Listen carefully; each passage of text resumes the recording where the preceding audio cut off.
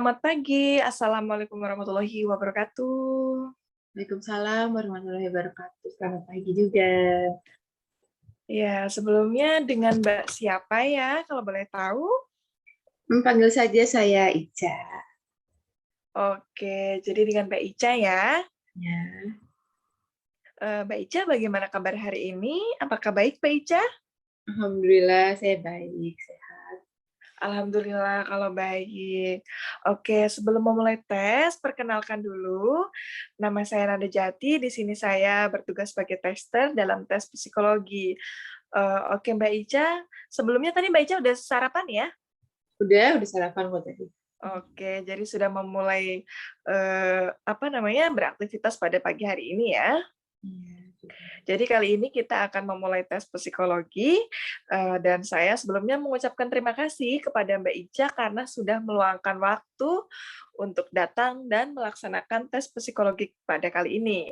Kita akan melakukan tes psikologi untuk mengukur kemampuan Mbak Ica. Dan selama tes berlangsung, Mbak Ica tidak diperkenankan untuk meninggalkan ruangan hingga pengerjaan tes selesai. Dan apakah Mbak Ica ingin pergi ke kamar mandi?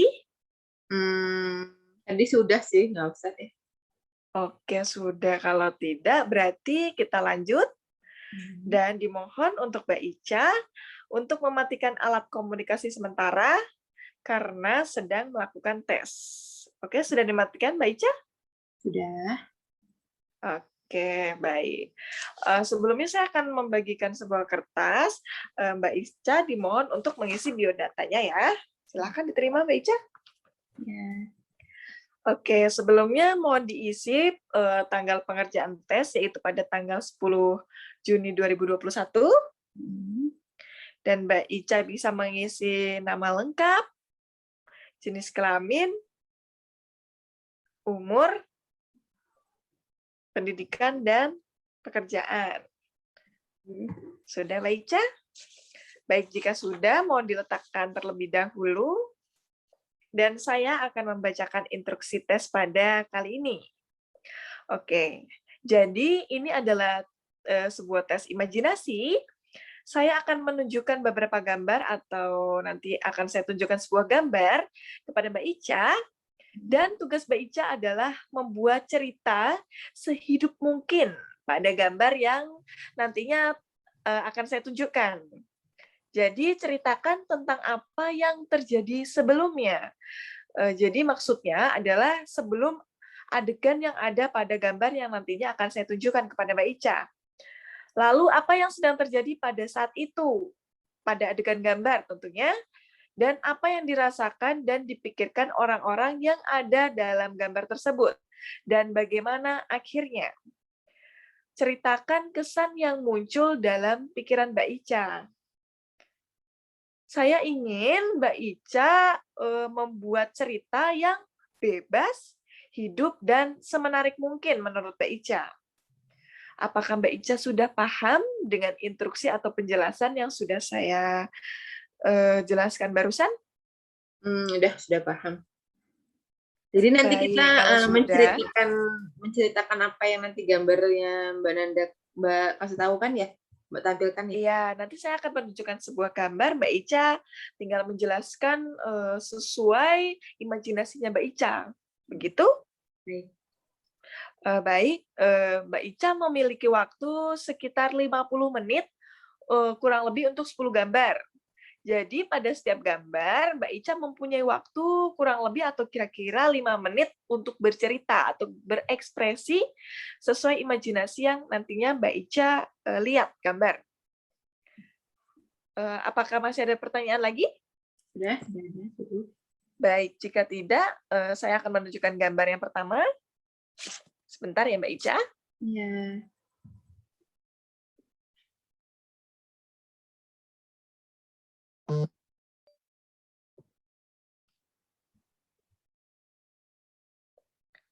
Apakah sudah terlihat gambarnya Mbak Ica?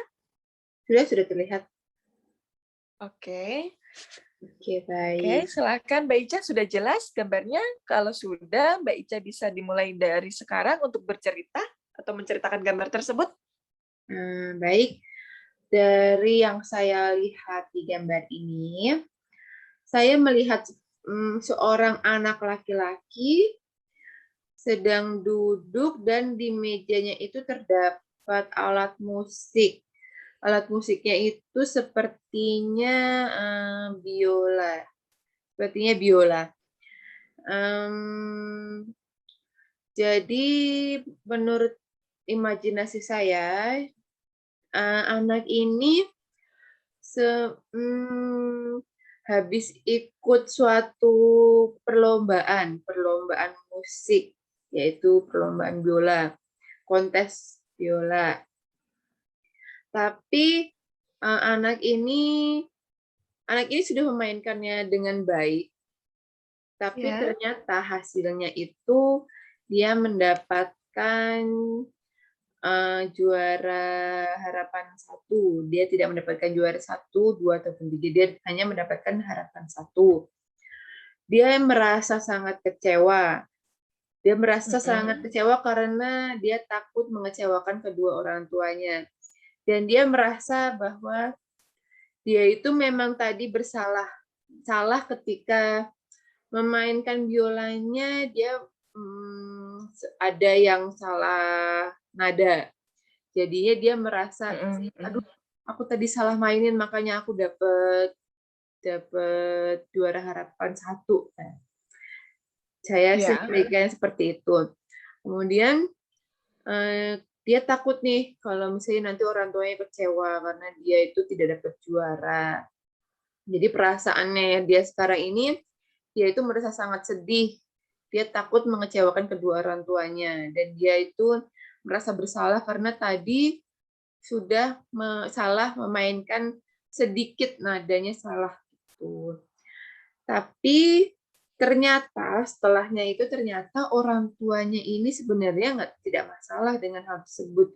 Orang tuanya tetap bangga. Dan orang tuanya ini mengatakan kepada anaknya bahwa kamu tuh hebat, Nak. Kamu tuh sudah hebat.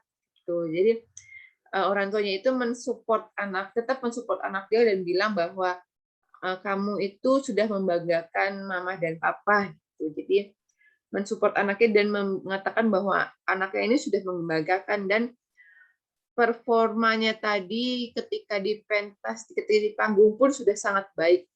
Jadi orang tuanya tidak merasa kecewa, mengatakan bahwa mereka tidak kecewa, dan orang tuanya mengatakan bahwa orang tuanya ini bangga. Awalnya anaknya tetap ngeyel dan bilang bahwa dia itu sedih, dia kecewa, takut mengecewakan kedua orang tuanya, tapi karena orang tuanya bilang, nggak apa-apa, kamu udah sangat hebat, kamu udah keren banget, gitu. Udah pokoknya muji terus anaknya, akhirnya anaknya kayak, oh ya udah berarti aku udah hebat. Anaknya bangkit kembali dan tersenyum kembali. Udah melupakan tidak kecewa lagi dan sadar bahwa orang tuanya pun tidak terlalu, orang tuanya tetap bangga walaupun dia hanya mendapatkan juara harapan 1. Saya sih sampai situ aja sih ceritanya. Oke, Mbak Ica.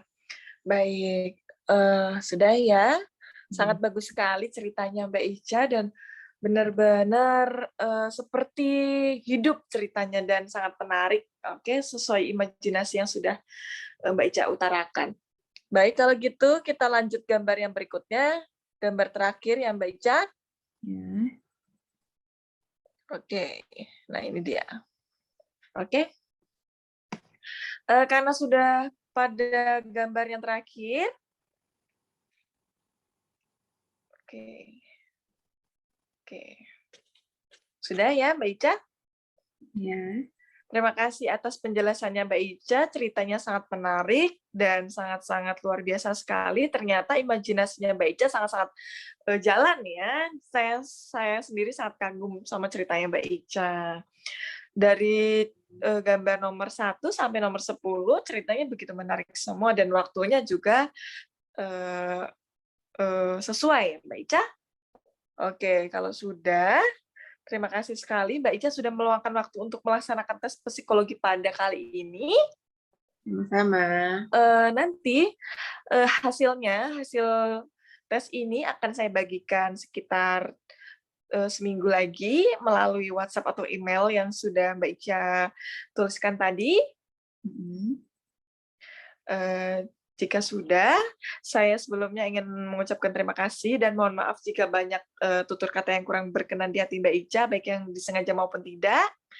Nanti hati-hati pulangnya ya Mbak Ica, hati-hati di jalan. Terima kasih sudah meluangkan waktu pada kali ini. Semoga di lain kesempatan kita dapat berjumpa kembali. Sampai jumpa Mbak Ica dan jangan lupa bahagia selalu. Terima kasih.